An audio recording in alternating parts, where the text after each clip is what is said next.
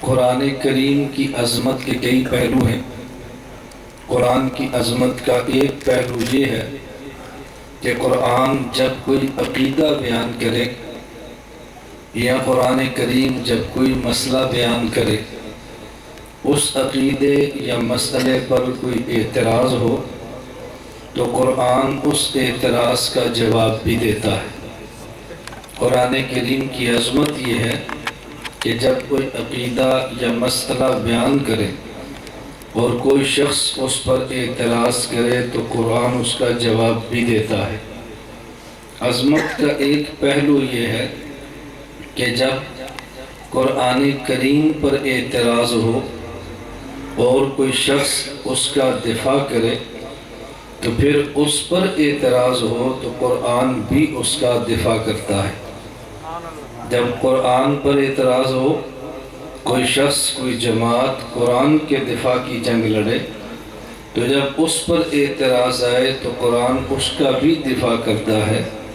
قرآن کے مزاج میں وفا ہے، بے وفائی ہرگز نہیں ہے۔ قرآن کی عظمت کے دو پہلو میں نے آپ کی خدمت میں وہ پیش کیے ہیں کہ جن عنوانات پر آپ نے شاید بہت کم گفتگو سنی ہوگی۔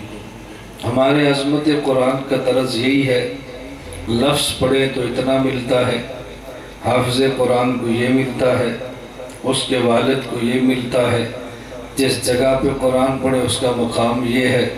ہم عموماً عظمت اس عنوان سے بیان کیا کرتے ہیں۔ میں نے جو دو آپ کی خدمت میں وجہیں پیش کی ہیں، میں اس پر آپ کی خدمت میں گفتگو کرتا ہوں کہ قرآن کریم اگر کوئی عقیدہ پیش کرے اور اس پر اگر اعتراض ہو تو قرآن جواب بھی دیتا ہے۔ قرآن کریم آدمی کو مایوس نہیں کرتا، لیکن اس جواب کو سمجھنے کے لیے کچھ دماغ اور عقل چاہیے، وگرنہ بات سمجھ آتی نہیں کہ قرآن نے دفاع کیسے کیا ہے، یہ بات سمجھ نہیں آتی۔ قرآن کریم نے نظریہ دیا اللہ کی ذات کے بارے میں، نظریہ دیا پیغمبر کی ذات کے بارے میں، نظریات دیے اصحاب پیغمبر کے بارے میں۔ اللہ نے قرآن کریم میں نظریات بیان فرمائے ہیں اور قرآن پھر نظریات کو پیش کرتا ہے۔ اس پر ہونے والے شبہے کو قرآن صاف کیسے کرتا ہے، ذرا اس کو سمجھیں۔